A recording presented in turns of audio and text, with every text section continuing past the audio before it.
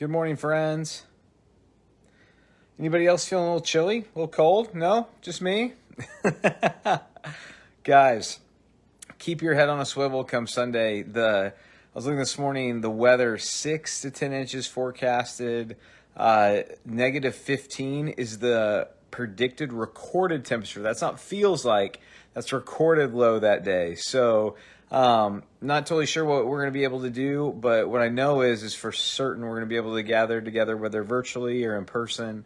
So please just keep checking your email, keep checking our social media, keep checking here on Facebook. That we'll keep you informed as much as we possibly can. We do want to make that call early rather than later, so that you can plan accordingly and do those things. But man, with that said, I want to take just a second. Yesterday we had our staff retreat, and it was unbelievable. We had Lucas back in the room, back from sabbatical, and just so excited to have him. Watching Sam, kind of him and Brian getting us all set up. We met with a counselor yesterday as a team, and just to process what we've been through the past 10 months, what trauma we're all not just have experienced as some event, but are experiencing as just an ongoing state of living in some way. That in a lot of ways, chaos is becoming the consistency, that those words are becoming interchangeable.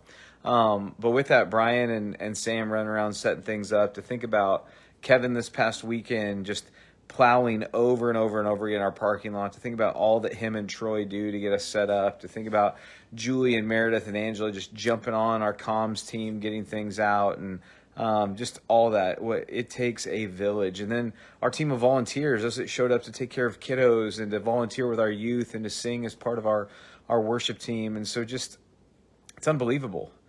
And to think about, why do we do that? And that's what I've been thinking a little bit about this morning. Is in 1 Corinthians, Paul writes and he says that the cross is foolishness. And it kind of is. Like, why in the world risk your life, get in a car and drive on icy roads? Why try and get out in the cold? Why, especially when we can just do it online, right? When we can just engage through a screen. But there is something to it. And there are times where we're hindered from that. And that may be, this weekend may be one of those times, just because Mother Nature says, nah. Now in that, it never says nah to the nearness and the presence of God. That we have to sometimes separate corporately, but we never separate individually from Christ. And so we'll talk about that. But to think about that foolishness, well, the reason why is because the love displayed on the cross, the unending, relentless sovereignty and plan of God to come after us, to be with us. And to think about that there's nothing that could stop him. And it just doesn't make sense to a lost and dying world. But what's funny is even though it doesn't make sense, we still want to make it make sense, which speaks to that longing we have to know God, that internal wiring. And trying to see people that way. I recently read C.S. Lewis was talking to his spiritual director. So this is my spiritual grandfather is what I'm going to say. And he's talking with him, and apparently his spiritual life director had spent some time with Hitler. Speaking to Hitler, and C.S. Lewis said, what did Hitler look like? What did that feel like? What was that like? And he said, well, he looked like Jesus. And he was speaking to the fact that we're all created in the image of God, and that first offends me. But then I think about it and go, well, we are. God forms all of us, breathes life in all of us, and so in that, it's through that love, and actually my pride is exposed through that love. Because on some level, I think I'm better than certain people. I think that I'm incapable of the depth and the evil that they have in their life. But in reality, nobody's a blank slate, that they all come from somewhere, that there's something that began way back in the deep recesses of their youth and their soul that led them to where they're at. And the only thing that can actually save them isn't society, it isn't governmental reform, it isn't some sort of psychological trick. It's only through the cross, through the love and power of the resurrection. And so I want to pray that as we interact with others today, that we would be able to see them with more compassion and see ourselves with more humility, to carry ourselves with a posture that brings people in and loves them where they're at, knowing that Christ has loved us where we're at. And that's going to look foolish at times.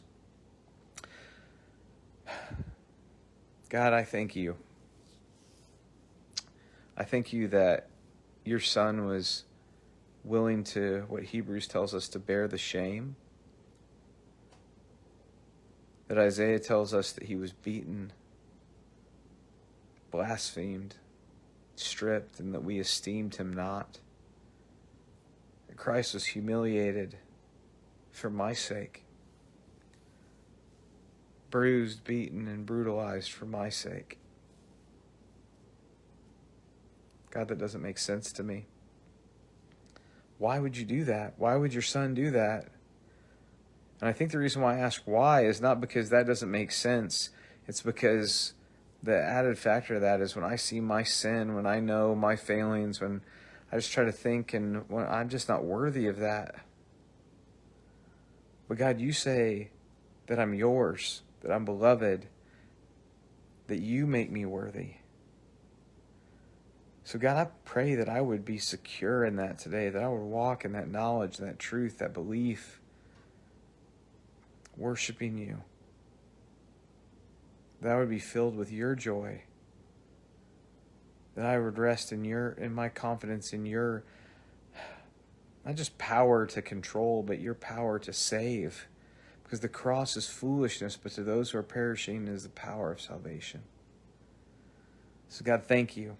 Thank you for our church. Thank you for our staff. Thank you for each and every way that you're working in and amongst us in ways that we are aware and ways that we're not. God, we love you. We thank you for loving us. It's in your son's name I pray.